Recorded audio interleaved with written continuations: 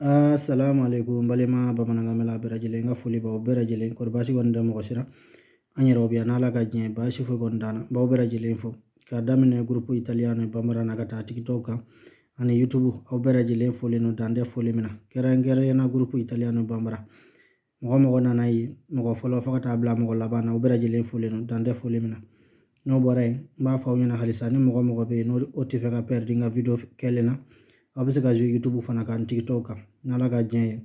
mana fen fen woni ke o be blaye no nala sonama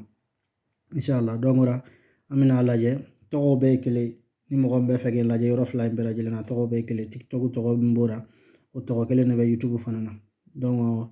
mba laje mise ka fitini mi korodon nuna modo fo mba damina ya bari ko dal francese ibasoro ani bari mi fo oye ani osoro français kono te ba mananga yere donc mais ani asoro français ra donc sebalen vla ya italien sa sbarare donc be kuma na fo ka fe mba fa chugo dire barrière ke wala maka yoro bare pour que mo ko kana teme sbarare ka yoro bare donc amina damene sa aye attenzione image be feka tununa ok awa hagato aye sira bari anye li ha sbarato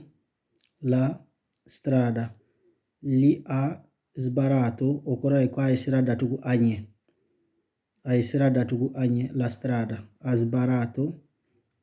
la strada okora aye sira datugu menako li ha sbarato la strada okora kwa aye sira datugu anye donc mbala na sura ba mananga na ko munya kala folora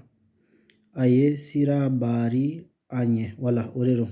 li obeke anye donc lia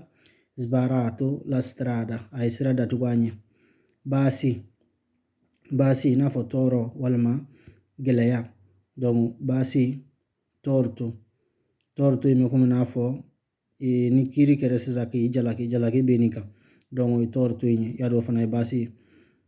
male o fana basi mais male be foka cha amina ni jogino wala mai fano be ki dimi donc o be o fana kele basi yado be basi ni yoro be dimi wala mani toro bira donc o be o basi kele ni bomana ngana grave na fo femie fenjuguye grave femie basi abisa ke bisa fo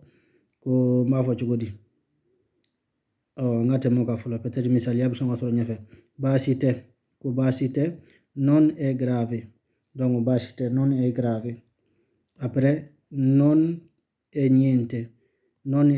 o fana koraye ni defoye basite non è grave non è niente o fana koraye ko ni defoye ni de bashi yaro ni defoye an ni de bashi ba manangana ubebe nyogon sore kuma do amena yetukuni basitala non ha niente di grave ko basitala lo kuna fani mo nyini kala kira sisa come sta bene e se gafo non ha niente di grave ina fo bashi fuitara o mi abisa ke sisa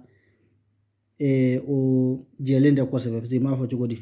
non ha niente di grave o ba utiliser mina ka chaya o ala ka ngisha mani ashida ngere sisa girna ka ta mo golla je ko refendara ni ya soro jogindara fuitara bisa no non ha niente di grave donc o koray ko bashi ma soro après meta nyafe pour que video kana janya ko jugu batara o meta nyafe alisa che non vale niente batara na fa fembe no ni na fa fuitara che non vale niente ni be fa fa ni defo nya na fa fuitenna ibas afodro non vale niente donc ora sisa batara ding obe hageto ko pese me ka fene kala batara ding imbecille italiana imbecille o batara ding batara fen fanulone mais sisa fanulone min sebele ya italien ira koroy mo gombe no nati son barama mo gombe de son ga foike toujours ar kon min ga dai daga shunoko nafo dumuya be chugumi dumuya yado dora mari dumuya ka daga shunoko duguma na jadro ka taka fanara clown ya isa batara fen fanulone donc ameta nyafe batara ding ate miri asomogo la ok ko batara den ndo ate miri asumugola inafo batara den ndo ate miri asumugola aywa è un fannullone non pensa ai suoi genitori donc somogow o ye parenti be se ka fote maintenant ko genitori o ye bangebaw koy mais nunu y'a kɛ sisan bangebaw de puisque non pensa ai suoi genitori donc pour que video kana janya kojugu n b'aw bila yan n b'a fɔ bɛɛ lajɛlen ma k'aw merci halisa ala k'an to ɲɔgɔn ye aw ye ka courage sɔrɔ a ka courage don ne fana na n'ala ka diɲɛ ye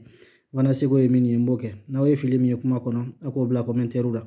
walima ni ɲininkali minnu b'aw fɛ a bɛ se k'a bɛɛ bila commentaire la walima mɔgɔ minnu bɛ yen ni whatsapp numéro b'olu bolo déjà a bɛ se ka message ci ma ni ɲininkali min b'aw fɛ privé la walima groupe sanfɛ ni min ka nɔgɔ aw yɛrɛ ma n'ala ka diɲɛ n b'aw bɛɛ lajɛlen fo dan tɛ foli min na o merci